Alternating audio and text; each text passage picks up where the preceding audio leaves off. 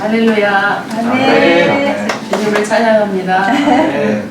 우리 예수 그리스도는 만왕의 왕이시고 만주의 주가 되십니다. 아멘. 아멘. 할렐루야. 주님 감사합니다.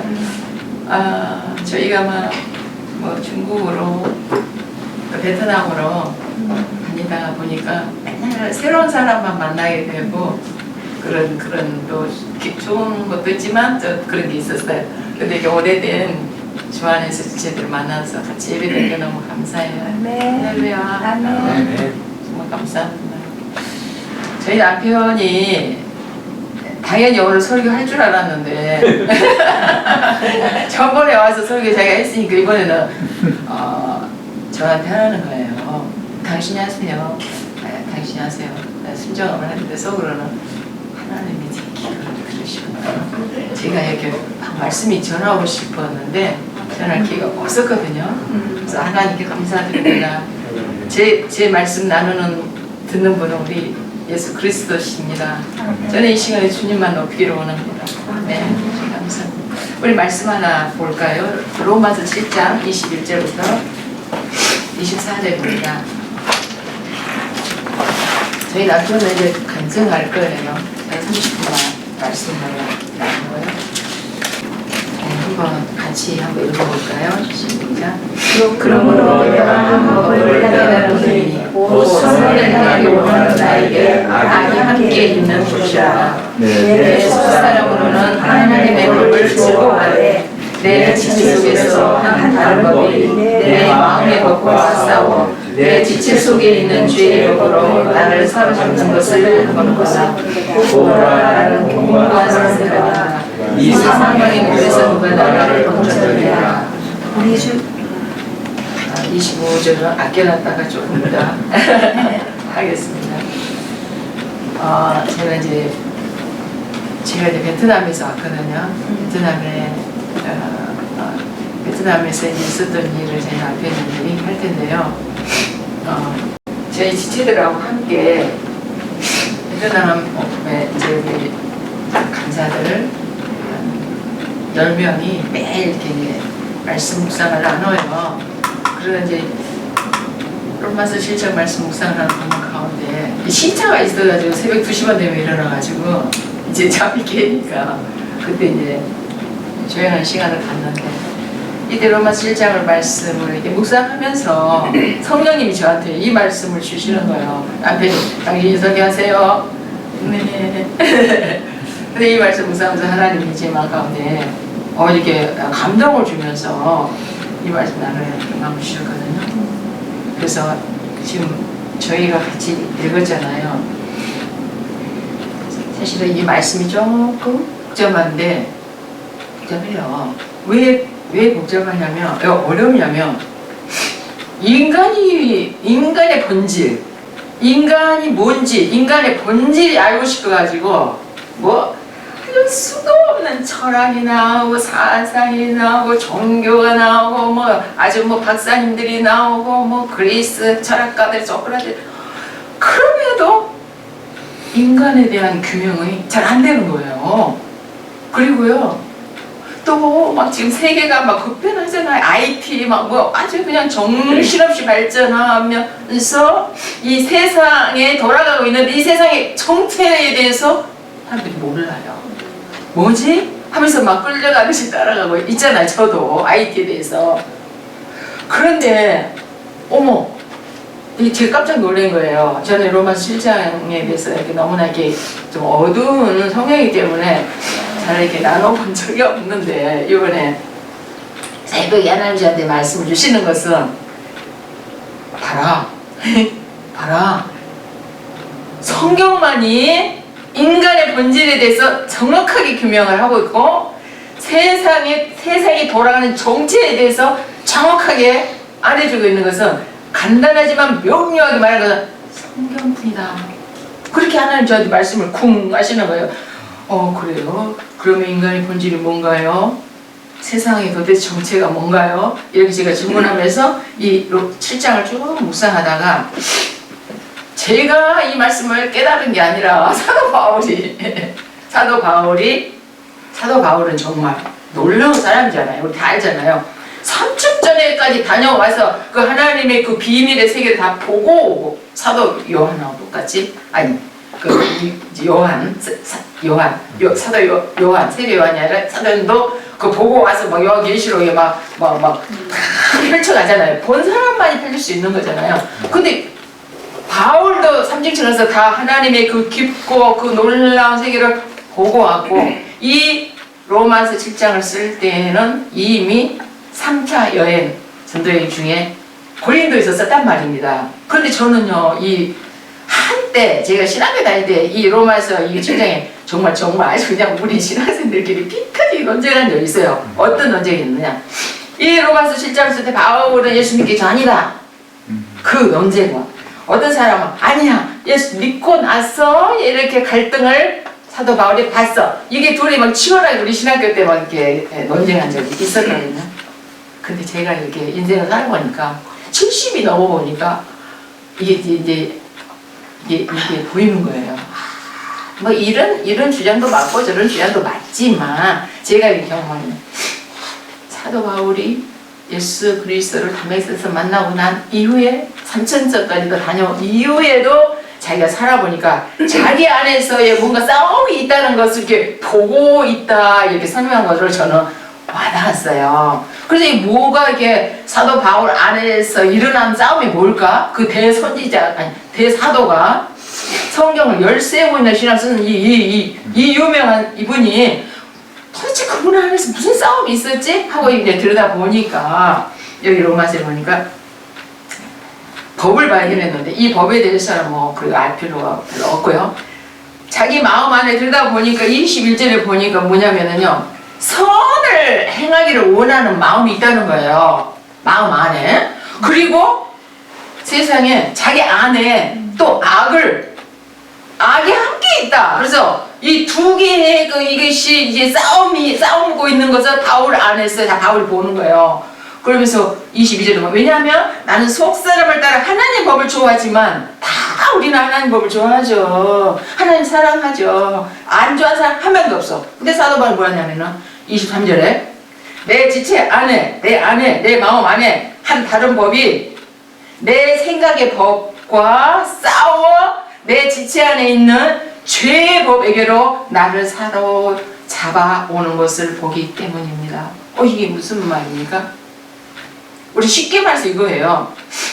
사도 바울 마음 안에 곧 우리 마음 안에 내가 내 마음 안에서 하나님을 사랑하고 선한 거를 좋아하고 나는 선을 행해야지 하면서 그 선을 행하고자 하는 마음이 있다는 거예요. 내 마음 안에 생각의 법, 선의 법, 하나님의 법이 있다는 거예요. 하나님 사랑은. 그런데 내 마음 안에 사도 바울 마음 안에 또 하나의 법이 있는 거를 보아야죠. 뭐냐면요 죄의 법, 사망의 법. 그래가지고 사도 바울이 딱 보니까 세상에 하나님을 사랑하고 선한 일을 하고 싶고 주님을 위해서 몸바쳐 평생 해 사는 그 마음의 법, 선한 법을 죄의 법이 사로잡아서 탁 이끌어가지고 먹어버린다는 거예요. 그걸 보는 거예요. 자기 안에서. 어머 이게 뭐야. 그러면서 탄식이 오라. 나는 공고하니까 누가 아무리 결심하고 아무리 계획을 세우고 아무리 기도하고 다짐을 해도 이 하나님을 사랑하고 선한 법이 세상의 죄과한테 먹힐 수가 있느냐. 이게 도대체 뭐냐. 이게 탄식하는 거예요. 우리도 보험 많았죠. 우리 예수님을 만난 때가 있고 지금도 예수님을 살아. 그런데 우리가 살다 보면은요 똑같아요. 저도 마찬가지. 그 죄의 법이 저는 이제 제가 간증을 잠깐 며칠 전에 여기로 왔어요. 근데 제 안에 얼마나 두 마음이 싸우는지를 제가 현장을 봤어요. 어떻게 봤냐면 우리 아들을 낳았어요. 늦둥이 42살에 저렇게 이쁜 애기를 낳았어요. 그래가지고 8개월 돼가지고 이제 보러 왔어요.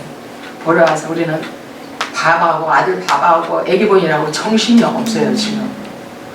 그런데 베트남에서 연락이 온 거예요. 어떻게 연락하냐면 저희가 이제 베트남 이제 2년 넘었거든요. 중국에 있다가 그런데 베트남에서 하나님 은혜로 비자를, 장기 비자를 받았어요. 돈을 들여가지고 이렇게 수속하고 해가지고 받아서 이제 야, 우리 2년 동안 안심하고 이제 체류할 수 있고 또 연장만 하면 되고 우리는 정말 이제 참 감사하다 했는데 연락이 온 거예요. 우리 비자를 도와준 그 사장님이 세무서에서 연락이 와서 비자 문제가 있으니 이 문제를 해결하시오.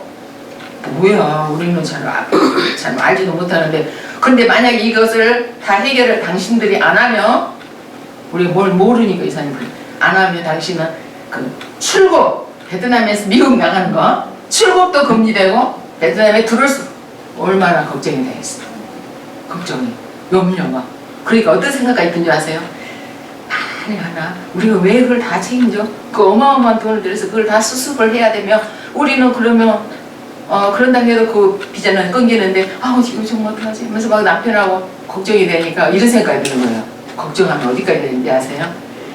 그 내 마음에서 싸우는 거예요. 하나님을 사랑하는 내가 있는데 죄가 여기 이 문제가 딱 생기게 딱 나를 사로잡아가지고 그러면 우리 베트남 들어가지 말고 그것이 어떻게 처리된 거에 따라서 기다리고 한국에 체류하다가 만약 못 들어가게 되면 입국 거부되면 우리 그 살림이나 책이나 이런 거 선교사님한테 다 정리해 보내라고 우리는 안 들어가야 되나? 근데 너무 슬프다. 이렇게 사역을 마무리하는 건 아닌데 너무 슬프다. 근데 현재 법이 그렇다니까 잠이 안 오고 염려가 오는 거예요. 그래서요, 제가 이 죄의 법, 사망의 법이 옳도다 그냥 확 사로잡아가지고 그래 너희들을 못 들어갈 수도 있고 그 출국 금지돼가지고 미국도 못 나갈 수도 있고 말이야 그러니까 너희들 잘 생각해 하면서 잠자지 마 염려 네가 많이 걱정 염려 이렇게 되는 거예요. 그래서 저희가 그랬어요. 아니 여태까지 하나님이 인도하셨고 여태까지 또 베트남 들어가라 했고 비자도 주셨는데 하나님 살아계신데 왜 이렇게 우리가 걱정을 하지? 하면서 걱정을 칵 쳐내기 시작한 거예요. 죽으면 죽고 살면 살고 하나님의 소관이 나이다 하고 딱 있는데 좋은 소식이 왔어요. 걱정을 하는 사이 됐어요. 좋은 소식이 왔냐면 우리를 그 수속을 그분이 이제 남편이 이러이러한 상황이 이렇습니다 하니까 그분이 걱정하지 마십시오. 그 사람 겁주는 겁니다. 선교사님한테 자기들이 여태까지 그걸 그 회사를 마무리 못하고 있는 거를 십몇 년 동안 마무리 못한 걸 선교사님한테 그걸 다 책임 전가해가지고 이렇게 한번 하려고 하는 얕은 수가 있습니다. 걱정하지 마십시오. 내가 하겠습니다.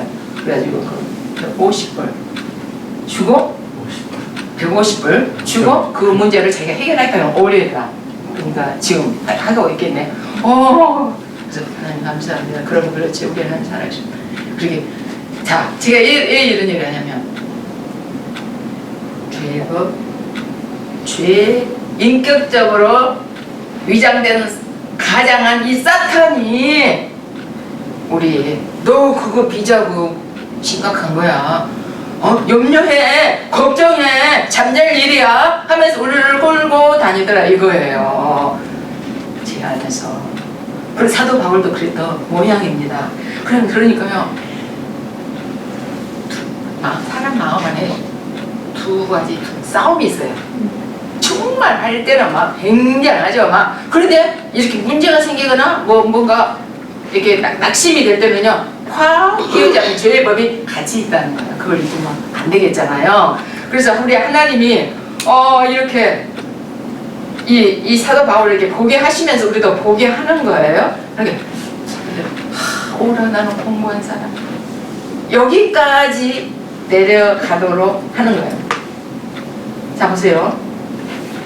언제 그러면 여기 이제 로마서 7장 14절 보면 성경 말씀 한번 봐보세요. 팔렸대요, 그게 우리가 14절에 그게 이제 인간의 본질이에요.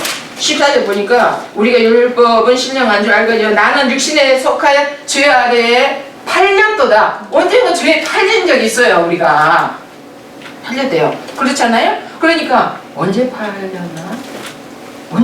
언제 내가 죄한테 내어줬고 죄는 내 주인이 되고 죄는 내가 팔렸으니까 나를 끌고 막 다녔지? 언제 그랬지? 다 아시는 대로 인간의 본질은 거기서부터 시작될 수 없어요. 아담과 그때 팔렸잖아요. 그래서 우리는 그 DNA로 말미암아 예수님이 십자가 죽었으나 죄성이 있어가지고 우리가 몸에 땅을 기고 사는 동안에는요 먼지가 묻어요. 십자가 죽었을 때 언제는 다 끝났어요. 처리됐어요. 언제 아담의 죄는. 그러나 육신의 몸을 입고 있는 이상은 이 땅에 살면서 먼지 묻어서 예수님이 그러잖아요. 돌아가시기 전에 목욕은 할 거 없다. 그냥 매일 씻어야 된다. 그 얘기를 하시잖아요. 손발이 씻어야 된다 하잖아요. 그러니까 우리가 언제 죄에 팔렸고 그 효력이 지금까지도 있는가? 아담 때. 아담 하대 그때 팔렸어요. 그래서 지금도 좀 전에 제가 얘기했잖아요. 지금도 내한테 죄성이 있어요. 내 안에 죄의 법이 있고 가장한 인격으로 가장한 이 사탄의 세력이 있어요. 그래서 이것이 어떻게 약해지면 우리가 마음이 흔들리면 문제 닥치면 막 주인 행세를 하잖아요. 그죠? 두 마음 법이 여기 끝이 아니에요. 사실은. 그러나 우리가 이렇게 자신 안에 싸움이 있는 것은 죄가 있다는 것을 꼭 기억하시기 바랍니다. 죄의 법, 사망의 법, 가장한 썩이는 아담을 썩였던 유혹했던 이 사탄이 지금도 나를 속이고 오늘도 네 스스로 비자 걱정해. 네 스스로 염려해. 네 스스로 하는 거야. 너 출입국, 입국 문제 될 수 있어. 너 스스로 이렇게 오늘도 내 스스로 하도록 사탄 유혹하는 거야. 내 스스로 염려하도록. 사실 내가 이거 염려할 거 아니에요. 합법적으로 다 했는데 문제가 발생했어요. 그런데 잠시 그거는 진짜 답은 아니었잖아요. 그런데 사탄은 그 길을 타서 우리를 너 스스로 해결해. 돈을 써서라도 해결해야지 하면서 그렇게 알려가는 거예요. 내 안에. 자, 그러면은요. 여기에서 우리가 그 사탄에 대해서 너무 가볍게, 너무 중하게도 아니고 너무 가볍게 보면 안 돼요. 왜요? 세상의 정체, 이 세상이 돌아가는 정체, 막 시스템, 막 조직, 굉장하죠? 막 선거, 이런 세상의 시스템, 이 정체는요, 뻔합니다. 이 세상은요, 사탄이 세상의 왕이에요. 우리가 사탄한테 팔렸듯이 이 세상도 사탄이 왕이에요. 그래가지고 막 이 세상을 정치적으로 암암리에 막 끌고 다니면서 사람들을 괴롭히는 거예요. 그러니까 세상은 사탄이 다스리는 왕이에요. 그걸 잊으면 안 돼요. 그래서 우리는 분명히 이 로마서 7장에서 말해주기를 세상의 정체는 이거야. 세상의 왕이 있어. 그런데 인간의 본질이 또 있어. 인간이 왕이라고? 아니. 인간은 말이야 두 마음이 이렇게 싸우고 아무리 결심해도 이길 수 없어. 싸움에서 이기는 방법이 없어. 그렇게 철저하게 인간의 한계, 인간으로 할 수 없다. 이거를 절망하게끔 이끌어가요. 절망. 이게 뭔 말인가? 그런데요. 철저히 절망하고 난 다음에 바로 25절에 말씀 나오잖아요. 25절. 누구 때문에 우리는 절망에서 끝이 오고 방법이 나오냐면은, 예, 25절. 우리 주 예수 그리스도로 말미암아 하나님께 감사하다. 어머, 주여 감사합니다. 이렇게 막 나와버려요. 아주 공부하고 탄식에 막 하늘을 찔 것 같은 이 처참한 인간의 한계와 좌절이 나오는데 바로 그냥 예수 그리스도가 막 나오는 거예요. 이게 쉬운 분이 아니세요. 보세요. 사도 바울이 결심하자마자 무색할 정도로 죄의 법이 자기를 삼켜버린다고 그러잖아요. 이길 수가 없다고 그러잖아요. 저는 이 오렌지 카운티에 이렇게 가면서 후리에서 내려가지고 여러분 다 아실 거예요. 저는 이제 시골에서 왔기 때문에 봤는데 거기 후리에 내리자마자 그 코너에 젊은 청년 대낮인데 그 마약을 이렇게 총 같은 걸 이렇게 하고요. 마약을 총으로 쏘더라고요. 그리고 그 물을 마셔. 큰 병으로 물을 마시는데 물을 마시면 보통 이렇게 마시잖아요. 그 애들 막 그 조준을 못 하는 거예요. 그 내가 언제 유튜브에서 봤거든요. 그것보다 뭐라 그래요? 그 이상한 애, 좀비들 같이 살고 있는 그 뭐 필라델피아의 캘리포니아도 와, 이 우리 젊은 아이들 썩고 있구나. 잠시 괴로운 거 잊을 수 있어. 그 한 번 말에 쏘았구나. 이 세상에 이 시스템이 우리 아이들을 다 끌고 가는, 결국 이들이 어떻게 되는? 예수님밖에 없는 그런 안타까운 너무너무 많이 들었어요. 그런데요,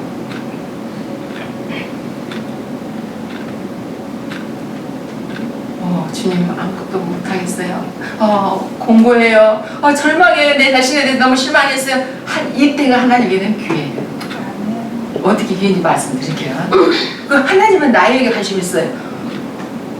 여러분 성경에 창세기 41장에 보면 이런 얘기 나와요. 다 잘 아시니까 간단해서 요셉이 꿈을 꾸면서 이제 흉년 7년을 했고 흉년 7년을 꿈을 꾸잖아요. 근데 성경에는 희한하게 그렇게 표현해서 저도 깜짝 놀랐어요. 이 성경을 보면서 거기 보면 이게 하나래요. 한번 봐봐요.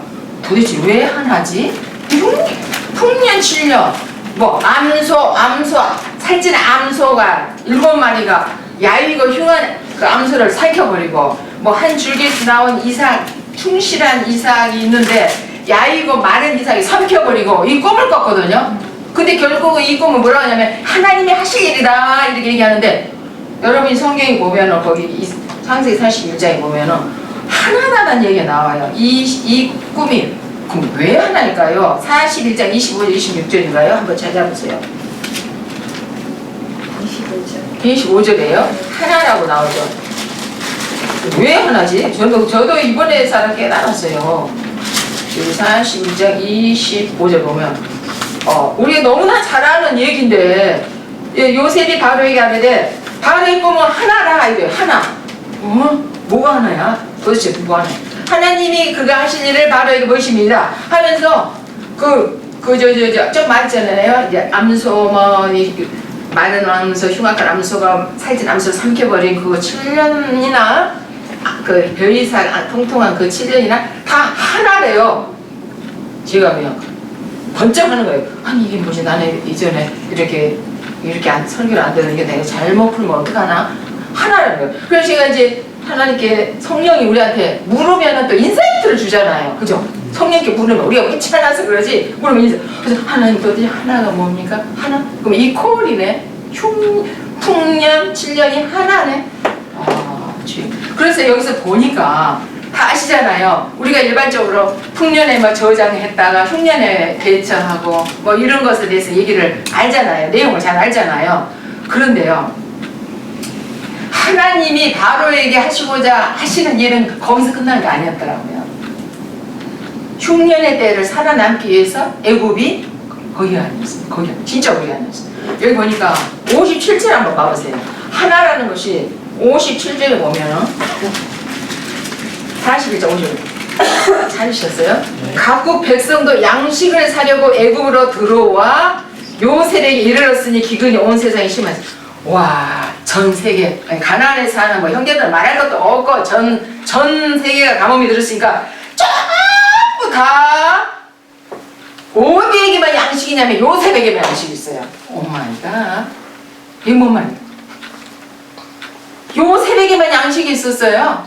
그러니까 우리 인생에도요, 살아보실 만큼 살아보았잖아요. 우리 인생에도요, 풍년의 때가 있고요, 흉년의 때가 있는데 우리 인생에서 흉년의 때 잘 세이브해가지고 풍년의 때 잘 세이브해가지고 흉년의 때 잘 먹었고 그렇게 해서 살면 돼. 여기까지가 아니에요. 여기 말씀을 보니까 하나라는 것은 하나님이 말씀하시기를 하나야 이렇게 얘기할 때는 더 깊은 의미가 있어요. 바로 이건 것 같아요. 우리 인생의 때에 풍년도 있고 흉년도 있어요. 몸이 아플 때도 있고 나을 때도 있고요. 우리 영이 충만할 때도 있고 낙심될 때도 있고 이렇게 풍년, 흉년이 우리 인생 안에 같이 있는 건 하나예요. 내 인생 안에 하나예요. 하나인데 우리 인생에서 하나라면 그러면 이것을 어떻게 해야 하나님이 원하시는 것일까? 마치 온 주변에 가나안의 아버지 뭐 야곱 형제들 주변에 뭐 옆에 다 사람들이 있는 돈 다 꺼내가지고 야곱한테 왔답니다. 아니 요셉한테 왔답니다. 뭐 때문에 왔겠어요? 양식. 그런데 먹을 양식만이 아니에요. 성경에서는 이중 양날의 칼처럼 문자적인 말씀도 말하지만 영적인 게 있잖아요. 양날의 검이에요. 하나님의 말씀은. 그래서 이때에 바로 요셉은 예수 그리스도의 예표예요. 주님은 살라고 주님 만나러 오는 거예요. 양식 대신 예수 그리스도, 우리의 진정한 누림을 주시는 예수 그리스도를 만나러 궁극적으로, 그때뿐만 아니라 궁극적으로 어느 세대에 온 열방이 양식이 있다더라, 예수 그리스도가 있다더라, 거기에 교회가 있다더라 하면서 다 모여들어서 생명의 양식을 얻게 될 뿐만 아니라 완전한 누림과 안식을 얻게 된다는 것을 말씀해 주지 않을까요? 그래서 하나, 인생에 있어서 하나예요. 열방도 하나예요.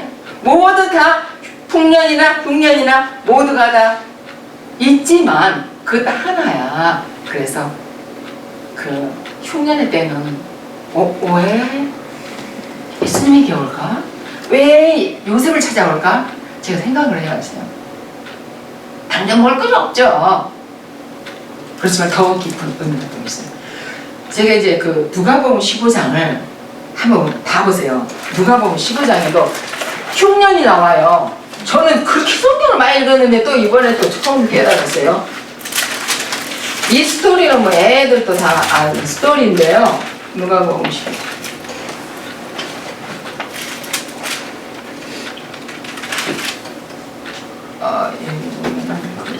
14절. 14절. 여기 보니까 다 없앤 후 그 나라에 크게 흉년이 들어 그가 비로소 공패만지라 이렇게 나와요. 이제 이 스토리 다 알잖아요. 이 스토리도 아버지 한 아들이 부유한 재산의 상속자였어요. 풍년의 때가 있었어요. 근데 풍년이라고 만족하는 거 아니에요. 그래서 이 아들이 그냥 탁 나가가지고 뭐 탕진하고 돌아왔다는 얘기는 다 알지만 왜 하나님이 그 아들이 나갔을 때 흉년을 허락하셨을까? 왜 허락하셨을까? 여기 또 깊은 뜻이 있다는 거예요. 그런데요, 이 아들이, 그러니까 제가 그랬잖아요. 사도 바울이 막 자기 공부하다 인간의 한계가 난 느껴진다. 내 힘으로는 도저히 이 싸움에서 이길 수가 없구나 하고 이게 탄식한 그때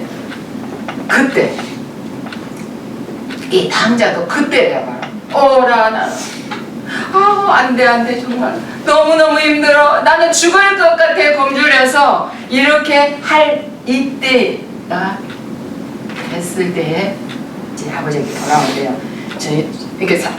우리 한결 깨닫고 비웠을 때 돌아오는데, 저는 여기서 강조하고 싶은 건 다 이거예요. 물론 성경에는 육신의 아버지, 큰아들도 있고 장아들도 있고 탕진하고 돌아오고 세계하고 돌아왔더라, 이건 기록되어 있잖아요. 근데 그 이면에 양날의 다른 면을 보니까 여기서 그 암소를 잡았다는 얘기가 나와요. 아버지가 살찐 암소를 잡았다. 23절. 그리고 아버지가 살찐 송아지를 끌어다가 잡으라 우리가 뭐. 그러니까요, 이 아버지는, 하늘 아버지는 아들이 돈 탕진했고 많이 벌어, 이게 관심 없어요. 벌 수도 있고 이럴 수도 있어요. 육신의 아버지 마찬가지로 하늘 아버지 특별히 거기에 관심 있는 것이 아니고 어디에 관심 있냐면은 바로 이 누가복음 15장을 저는 누가 이걸 썼지? 주어가 누구인데 예수님이 말씀하셨더라고. 예수님이 말씀하시니라 하면서 탕자의 얘기를 하시더라고요. 그래서 아버지는 뭐가 관심 있나 했더니 아들에게 다 잃어버리고 비어있고 텅 빈 그 아들에게 관심. 그러니까 하나님 아버지는 물론 회개도 중요하고 다 중요하지만 뭐 하시면 그 아들 존재 자체가 귀한 거예요. 그 아들을 살려야 돼. 그래서 오직 하면은 다 세상에 창녀하고 뭐 말하면 재산, 내 아까운 재산을 그렇게 네가 그럴 수가 있어? 책망 하나도 안 하는 이유는 뭐냐면 오히려 살찐 암송아지를 차오. 여기 보면 어떤 그림이 떠오르세요? 이 장면을 그 유명한 누가복음 15장의 탕지아의 얘기가 수없이 우리는 알지만 여기에서 그렇게 환하게 성령님이 우리한테 비춰주고 싶은 것은 뭐냐면요, 살찐 암소 제물이 되신 예수 그리스도, 십자가에서 그 다 버린 그 타락한 아들을 위해서 그 죄 많은 아들을 위해서 십자가에서 암소처럼 제물이 되어서 십자가에서 그냥 완전히 다 죽어버린 예수 그리스도를 보여주고 싶은 거예요. 하나님, 그게 하나님의 마음이에요. 놀랍지 않으세요? 근데 이 하나님의 예수님의 십자가의 사랑 모르는 사람은 큰아들처리는 나는 뭐 염소 새끼 한 마리도 안 잡아주고 뭐 항소 뭐 그 비싼 항소를 왜 잡냐, 손에다 저거 다 우리 산 어쩌고 이게 이제 예수님에 대해서 모르는 사람. 그렇지 않아요? 그래요. 저는요 이 얘기들을 이렇게 보면서 아무리 우리 인간의 어느 아무리 기라성 같은 인간, 뭐 성공한 인간, 돈 많은 인간, 안 됩니다. 왜 안 되냐? 제가 저기 시간상으로만 얘기하거든. 여러분 이거 아시잖아요. 이 얘기 아시잖아요. 예수님 말하기를 부자는 천국에 가기가 낙타 구멍으로 들어가면 더 어렵다고 얘기가 나오잖아요. 그럼 청년들이 막 여기에 대해서 막 돈을 뭐 벌면 안 됩니까? 부자는 뭐 지금 천국 못 갑니까? 하면서 막 관심이 많아요. 청년들은. 근데 거기에 양날의 검이 있다고 그러잖아요. 한 면이 뭐냐면 왜 부자를 청년은 저기 천국에 안 보내겠습니까? 하나님 그런 하나님 아니에요. 부자든 가난하든 그게 중요한 게 아니에요. 탕자가 돈을 많이 가졌다 이래 그게 중요한 게 아니에요. 인간 자체. 부자라는 그 인간이 왜 그렇게 낙타 바늘길로 들어간 것처럼 구원을 못 받나 그 얘기를 했냐면 이 부자 안에 돈이 아니라 나는 말이야 경험이 있어, 나는 지식이 있어, 나는 명성이 있어, 나는 뭐 다 이루었어, 나는 높아, 나는 뭐 부정한 거 없어. 이 인간의 높아짐을 잘 아니까 꼿꼿해가지고 어떻게 예수님 앞에 무릎을 꿇겠어요? 어떻게 나는 주님이 필요한 걸 하겠어요? 나로 말하면 나는 말이야 성공했고 어쩌고 저쩌고 나는 너무 높아져 있는 거예요. 그래서 못 들어간다고 그러지 돈 때문에가 아니에요. 부자도 전국 많이 가요. 이 부자의 결정적인 게 그거였어요. 또 한 번만 말할까요? 성경 어딘지 생각이 안 나요? 여러분이 생각해보세요. 지옥 간다고 하면서 이런 말을 해요. 형제에게 나가라 하는 자는 지옥 간다 이런 말이 나오면 아시잖아요. 제가 성경 몇 장 몇 절 생각이 안 나요. 그런데 도대체 뭐야? 그러면 나는 내 형제한테 맨날 막 이렇게 막 짜리다 하고 막 욕하고 막 싸우고 막 그렇게 막 너는 뭐 어쩌고 얼마나 많이 내 형제하고 했는데 그러면 나는 지옥 가겠네. 나 지옥 가겠네. 내 동생한테 많이 그랬거든. 그럼 나는 어떡하지? 어떻게 말해? 성경 말씀 틀린 것이 없고 맞는데 나는 지금 나는 여기도 아니고 저기도 아니고 큰일 났네? 양날의 날이지. 형제, 예수님이 십자가에서 죽으시고 부활하신 다음에는 예수님 우리의 맏아들이 되고 하나님은 맏아들이 되고 우리는 예수를 믿음으로 말미암아 하나님에게는 아들들이 됐잖아요. 그렇죠? 그런데 그 부활을 우리가 믿음으로 경험한 우리의 예수 그리스도가 우리 사실 큰 형님이거든요. 아들이거든요. 형님이거든요. 그런데 바로 형님 나가세요. 형님 뭐 대단하다고 내가 형님을 믿어요. 형님밖에 구원이 없어요? 예수한테는 말. 나 예수 안 믿어. 왜 예수만 믿으면 구원받아? 형님 예수 필요 없어요. 나 내 힘으로 살 거예요. 내 실력으로 살 거예요. 내 지식으로 경력으로 살 거예요. 보험으로 살 거예요. 요게 형제 예수에게 나가라. 필요 없어요. 이런 사람은 지옥 간다. 하나님 말씀 양날의 검이 있잖아요. 기록된 말씀과 그 이면에 영적인 깊이가 있잖아요. 그래서요 이제 마무리하겠습니다. 사도 바울이 막 그렇게 탄식하다가 갑자기 막 예수 그러면 나는 예수 그리스도밖에 없다. 예수 그리스도다. 팍 즉각 나와버려야 수밖에 없어요. 왜 그러냐면요. 하나의 두 가지 법이 싸우다 끝나버려 비참한 인생, 소망도 없는 인생인데요. 예수 그리스도가 사도 바울 7장 말년반에 팍 얘기하잖아요. 예수님이 무슨 일을 했습니까? 주님? 저는 예수님 앞에 매일매일 묵상하고 묻히고 생각하는 것이 바로 그래요. 사랑하는 나 예수 그리스도는 당장 같은 나를 위해서 아예 죽어버리셨어요. 그리고 3일 만에 부활하셨습니다. 저는 정말 탕자보다 더 많은 주인의 개수인데요. 그 진리의 말씀을 내가 믿습니다 하는 순간에 그분 예수님의 죽음과 예수님의 부활의 생명이 나한테요.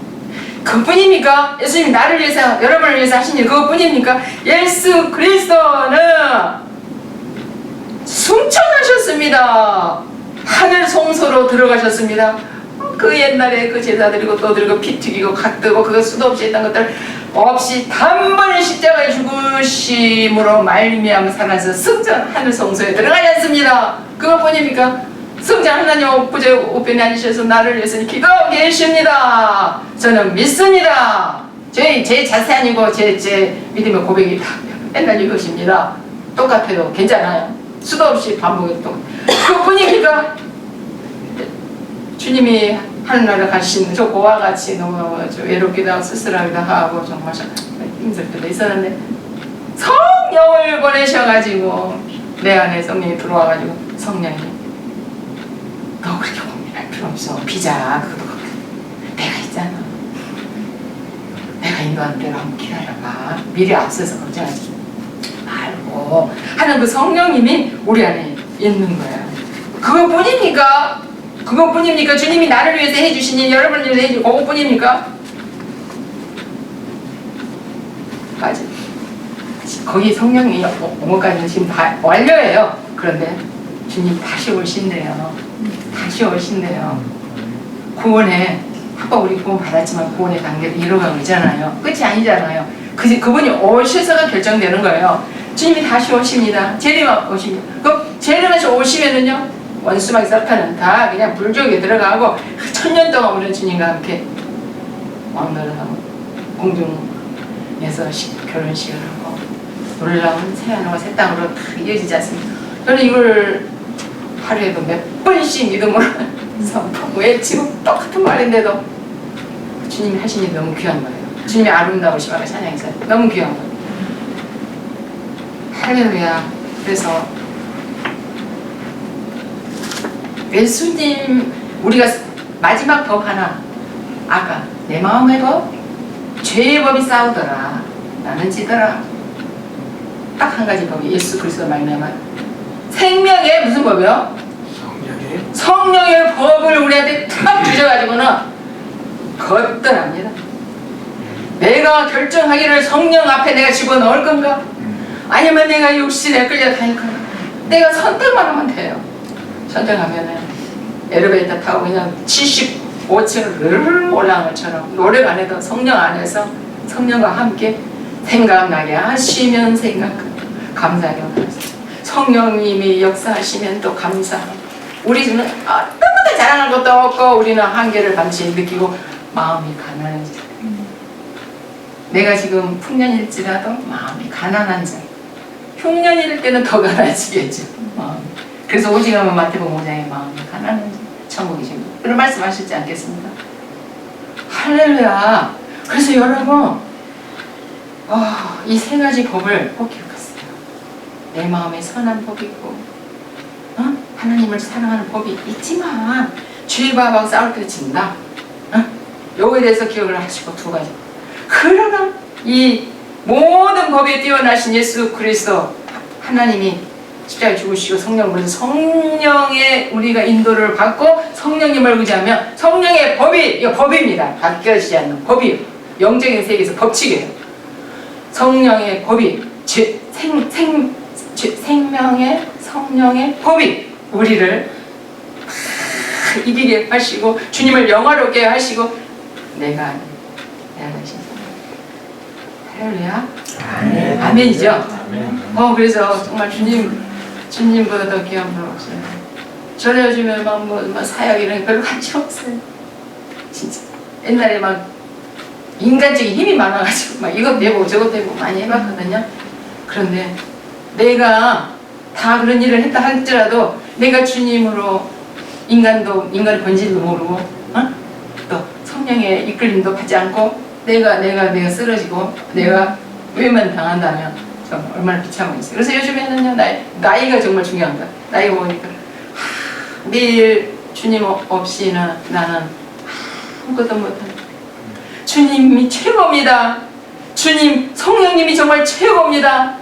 어쩌면 그렇게 우리가 나이가 깜빡깜빡 하는데 성령님은 깨닫게 해주시고 생각나게 하시고 그때 피할 생각도 주시고 할렐루야 주님 참 감사합니다. 마치고 잠깐 기도하겠습니다. 할렐루야 주님 사랑하는 주님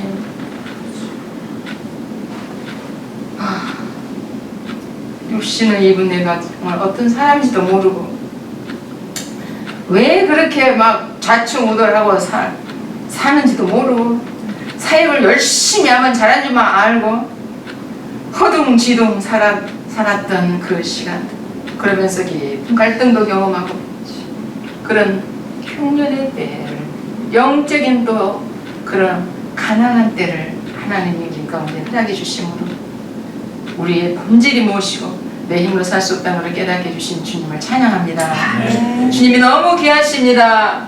너무나 존귀하십니다. 정말 생각해보면 세상의 유혹을 따라서 살았다면 정말 아찔합니다. 우리는 지옥 갈 수밖에 없습니다. 쏘가서 사탄에 끌려다니다가 지옥 갈 수밖에 없습니다. 이거 얼마나 비참합니까?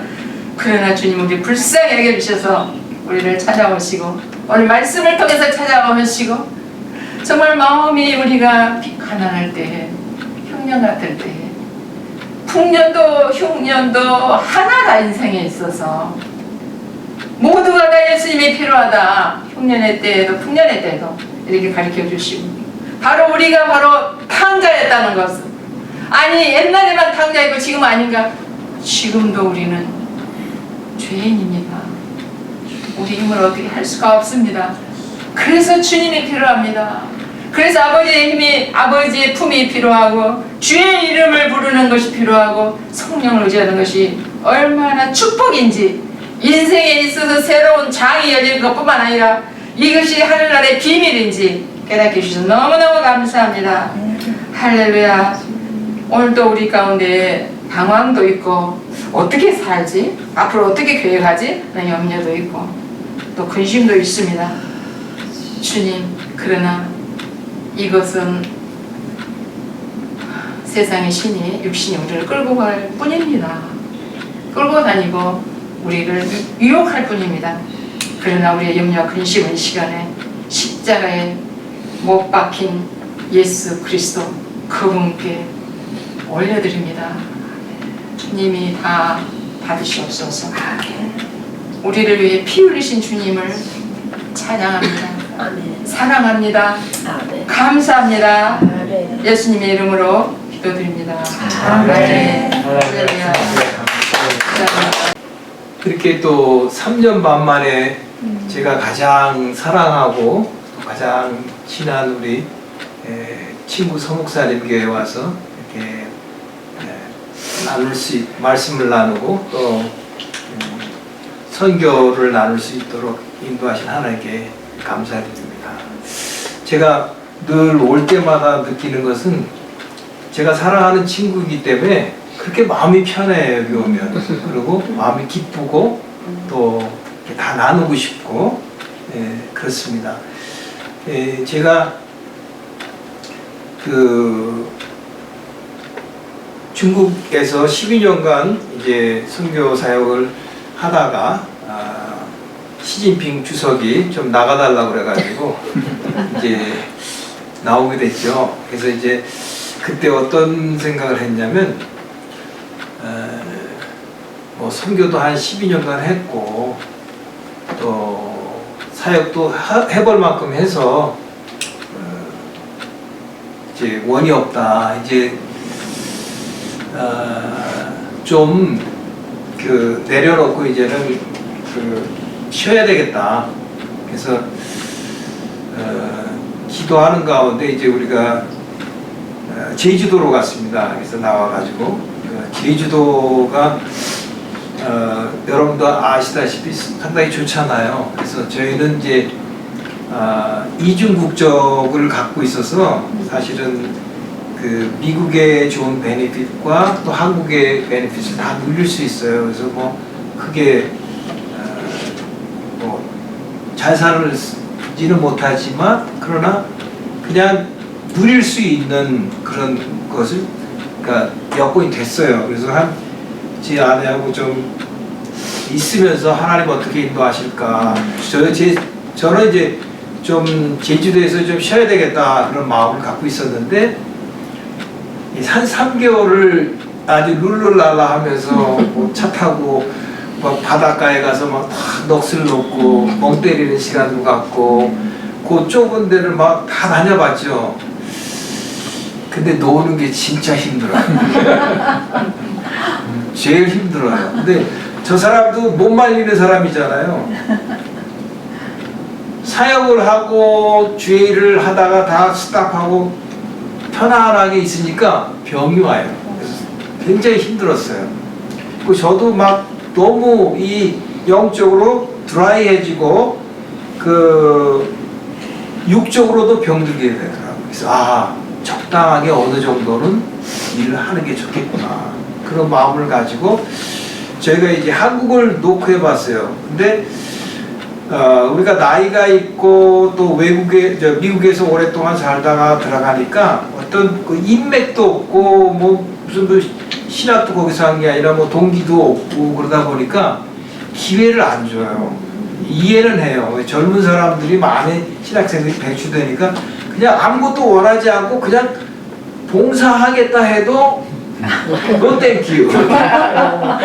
굉장히 외로운 거예요. 그래서 우리가 안 되겠다 이제 기도를 하기 시작했어요. 근데 저희가 그때 당시만 해도 그 코로나 때문에 바로 저기 중국에서 나와가지고 저희가 한국에 있으면서 중국에 다시 들어갈 걸 기다렸거든요. 근데 계속 2년 막 이렇게 가도 3년 돼도 열리지가 않는 거예요. 베트남으로 우리가 다시 이제 결정을 하고 비자까지 다 받았는데 코로나가 터지는 바람에 할 수 없이 이제 제주도에서 대기하고 있었죠. 그러니까 뭐 YM의 그 열방대학이 있어서 거기서 이제 영적으로 우리가 그 열방대학을 좀 섬기면서 그렇게 있었는데 도저히 안 되겠어서 이제 계속 기도하면서 좀 힘든 시간을 보내다가 역시 이 물고기는 물에서 놀아야지 땅에서 노니까 안 되겠더라고요. 그래서 계속 저희가 기도했더니 하나님께서 길을 탁 열어주셨어요. 그래가지고 코로나가 끝남과 동시에 저희가 이제 베트남 하노이로 선교지가 결정이 됐어요. 그래서 저희가 이제 코로나 기간 동안 파송교회에서도 선교비도 다 이제 끊겼거든요. 근데 우리가 이제 곧 리타이어 할 나이가 됐는데도 하나님의 은혜로 또 우리 생수한 선교교회에서 우리를 파송해 줬어요. 그래서 하노이로 갔습니다. 그래서 하노이에서 하나님의 은혜로 사역을 잘 지금 이어가고 있거든요. 그래서 제가 이제 가서 느낀 게 저는 사도 바울이 자기 동족을 돌아보잖아요. 저 이방인의 사도지만 그래서 저도 그런 마음을 저에게 주셔서 50%는 현지인들 베트남 사람들 50%는 우리가 한인을 위해서 지금 뭐 여러분도 다 아시다시피 옛날하고의 상황이 틀리잖아요. 뭐 기독교인들을 개독교 취급하고 오히려 이렇게 사회적으로 믿지 않는 사람들이 굉장히 늘어나고 그래서 거기 가보니까 교민이 한 8만이 되더라고요. 그래서 저희가 이제 한인교회를 먼저 두드려서 들어갔는데 담임 목사님이 저희를 잘 봐가지고 맡겨주신 거예요. 그래서 또 우리를 또 후원도 하시고 그래서 저희가 그 DTS 제자훈련학교를 금년에 3월에 시작해서 1기를 마쳤습니다. 그래서 21명의 학생과 11명의 그 스태프들이 함께 잘 마치고 7월 달에 그 태국 치앙라이에서 우리가 그 아우리치까지 잘 마쳤습니다. 그래서 마치고 사역을 하면서 이제 그 베트남에 또 마찬가지로 공산국가 있기 때문에 항상 그 비자의 문제가 있고 아까 얘기했지만 또한 그 조심해서 내가 직접 베트남 사람들에게 그 복음을 전하거나 전도를 하면은 걔네들이 신고하면 또 우리가 추방당할 수 있으니까 우리 교회가 베트남 교회를 많이 도와요. 그래갖고 똑같이 그 우리 미주에 있는 한인교회가 처음에 미국 교회를 빌려서 이제 예배를 드리잖아요. 베트남 교회도 이제 약한 교회들이 위해서 우리 그 한인교회에서 예배를 드릴 수 있도록 오후에 장소를 제공해주고 또 뿐만 아니라 이제 그 커피숍을 우리 교회에서 운영하다가 뭐 교회에서 하는 거니까 교인들이 좀 사이즈가 크니까 한 1000명 모이는 교회다 보니까 뭐 거기서 다 그 수익이 되죠.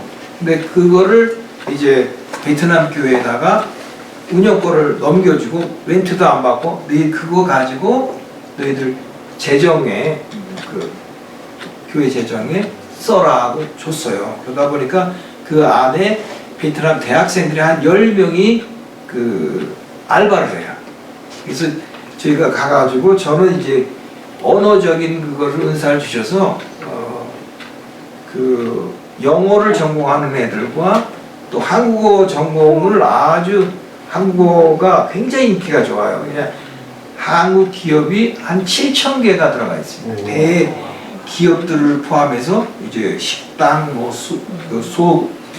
상인들이 그러다 보니까 많은 인력이 필요하죠. 그 베트남 인력이. 근데 한국말을 할 줄 알아야 또 채용이 되고 봉급도 많이 받다 보니까 그래서 이제 한 10명을 제가 이제 계속 애들을 영어 전공하는 애들을 하고 한국어 전공하는 애들을 서로 이렇게 제가 엇갈려서 아직까지 베트남어는 옛날 같지 않아서 중국 들어갈 때만 해도 나이가 있으니까 중국어는 이제 웬만큼 하는데 그래서 이제 시작을 했어요. 그래서 10명 정도 지금 계속 우리가 양육하고 있는데 제가 이제 앞으로 그 사역의 어떤 그 것보다는 이제 나이가 있으니까 하나님 나라에 들어갈 준비를 해야 되겠다는 생각을 했어요. 왜 그러냐면 제가 이제 선교사 재충전 그 대회가 있어가지고 우리 교회에서 금년에 했거든요. 이 선교사님들 만나보고 우리도 사역을 했지만 너무 일 중심, 사역 중심으로 나가더라고요. 그래서 우리가 저도 똑같은 그런 저기를 했죠. 어디 가서 선교사니까 선교복을 하면 막 몇 명을 전도했고 무슨 사역을 했고 무슨 사역을 했고 하는데 정작 놓친 게 있어요. 나 자신과 하나님과의 그 관계. 내가 과연 하나님과 얼마나 친밀한 관계에 있는가.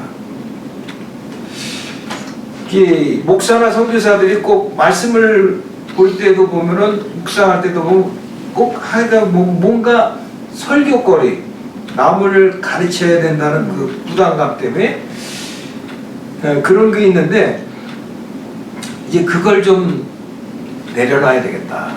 내려놓고 이제 정말 하나님 나라에 갈 때는 나와 하나님과의 관계지 네가 얼만큼 사역을 많이 했느냐 뭐 이게 중요한 게 아니라는 것을 제가 깨닫게 됐어요. 그래서 지금 이제 매일매일 그 가장 우선순위를 두는 게 그 말씀 묵상. 그래서 우리가 구속사적으로 하나님의 말씀을 묵상하는 것을 이제 시작을 했어요. 그래서 성경 전체를 좀 깊이 연구하고 또 그것을 나누고 또 한 가지는 이제 그 새벽 기도, 영적으로 기도하지 않으면 그 영적으로 드라이 되고 계속 그 평신도나 선교사나 목사나 이게 편안하고 뭐 아무것도 안 하면요 다 똑같아요. 평균. 그래서 내 자신을 위해서도 거기에 집중해야 되겠다. 그래서 제가 이제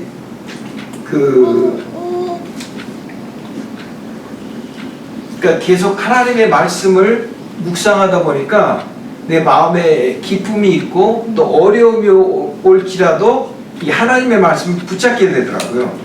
그리고 제가 이번에 와서 또 느끼는 게 뭐냐면 그 베트남에도 그런 유혹이 있어요. 지금 왜 교회에서 담임 목사님이 인정을 우리를 부부를 해주고 우리를 막 적극적으로 밀어주니까 막 시샘도 있어요. 부목사님이나 다른 사람들이 시샘도 있지만 이 중국에서처럼 또 우리가 사역에 몰입해서 사역만 하다가 끝낼 것인가? 물론 그들에게는 좋겠죠. 물론 필요하죠. 그러나 우리들이 엄밀하게 생각할 때 정말 하나님과 마지막으로 정말 깊은 그 교제와 친밀한 관계를 유지하려면 하나님과 같이 있는 시간이 많아야 되잖아요. 여기 와서 제가 이제 우리 첫 손자를 이제 봤잖아요. 손녀들은 있었지만 제가 회개한 게 있어요.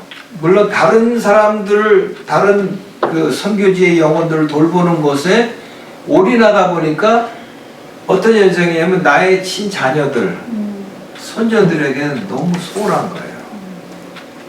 근데 지금도 안타까운 건 우리 막내 딸이 저하고도 지금 그 트라우마가 있어가지고 자기가 사춘기 때 한창 그 정말 아빠의 사랑과 아빠의 그 도움이 필요할 때 제가 중국 선교를 간다고 맡기고 갔단 말이에요. 근데 그때 제 딸이 저에게 가슴에 꽂히는 말을 하는 게 있거든요. 아빠, 자기 친딸도 안 돌보면서 선교지에 가서 다른 사람 돌보는 거 이게 맞아? 근데 그게 응어리가 돼가지고 계속 제가 대시하고 뭐 해도 그게 안 풀려요. 그래서 제가 용서를 구했지만 안 받아줘요. 그래서 제가 이거는 내 영역에서 벗어났구나. 내가 회개하지만 하나님께 맡기자.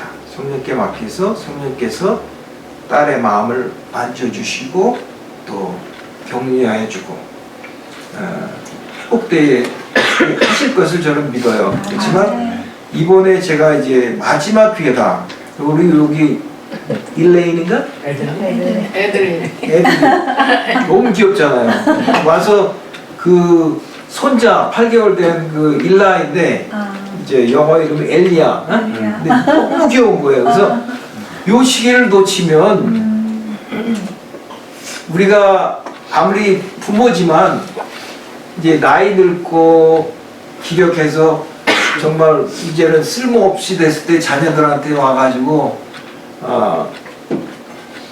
짐이 되는 것보다 이제 좀 하나님한테 기도하는 가운데 계획을 좀 단축해서 좀 우리가 건강하게 거둘 수 있고 도와줄 수 있을 때 좀 와야 되겠다. 그래서 저희가 제 안에는 80까지 있으려고 했어요. 그래서 제가 너 지금 건강할 때 와서 이걸 누려야지. 애들이 금세 자라잖아요. 손녀들은 벌써 티네이저가 되니까 이제 뭐 같이 있을 시간도 없고 같이 있어도 별로 할 얘기가 없어. 놀아주질 않아. 그래서 우리 일라이에는 지금 이제 8개월이니까 얼마나 좋아하는지 저희도 아주 깜빡 갔어요. 그래가지고 이제는 그 균형을 잡아야 되겠다. 와서 어떻게 애들에게 그런 것 같아요. 하나님께서 항상 임마누엘이잖아요. 애들한테 뭐 많은 거 뭐 보상 심리로 뭐 물건을 사주고 걔네들이 원하는 거 뭐 해주고 뭐 한들 가장 좋은 게 임마누엘, 같이 함께 있어주는 거. 그러니까 하나님이 나와 함께 하듯이 애들 곁에 같이 있어주는 거. 손자와 같이 시간을 보내고 내 딸, 손녀들하고 같이 시간을 보내는 게 이것이 가장 큰 사랑입니다.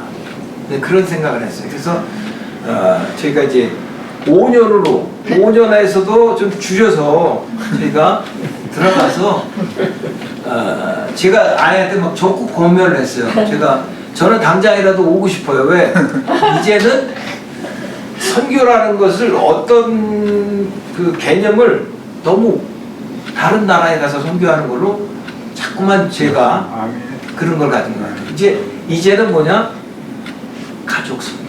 아멘. 네. 또 내가 있는 곳에서 하는 것이 선교다.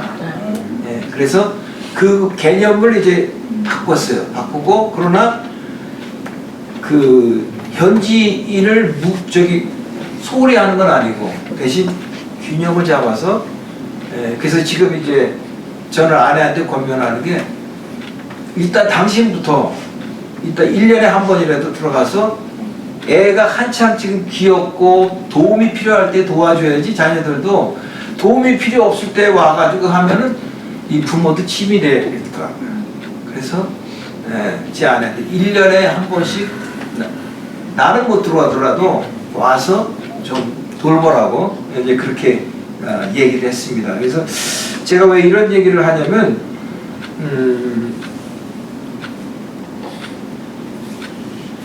모든 것이 그 때가 있는 것 같아요. 그리고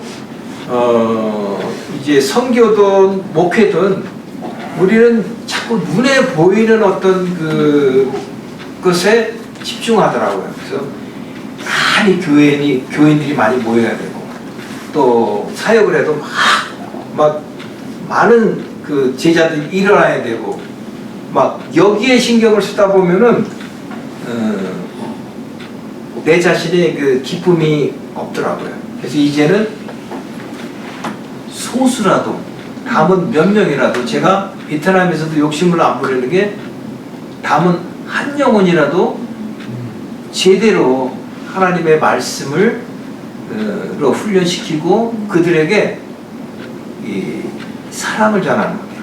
나이 드니까 뭐냐면 이제는 그 나이 든 사람은 그렇게 해야지 대우를 받는다고 하더라고요. 입은 닫고 지갑은 열라고. 그걸 실천했어요. 저 지금 실천하고 있어요. 네, 그러다 보니까 아이들도 좋아하고 또 저희들도 기뻐요. 그래서 제가 이제 우리 그 친구 우리 서 목사님 교회 와서 보면서 정말 소수지만 정말 알차게 몇 분 아니지만 정말 한 영혼이 천하보다도 귀하잖아요. 그래서 그 본인도 또 이렇게 목회하면서 기쁨이 있고 또 이렇게 굉장히 알차게 목회하는 걸 보면서 제가 너무 기쁘고 또 부럽고 정말 기뻐요. 저는 그리고 여기 우리 타드하고 저기가 우리 사목사님이 얘기를 많이 해요. 너무 귀하게 그게 부모님 교회 섬기고 그게 하나님이 다 그걸 갚아주세요. 축복해 주시고 그래서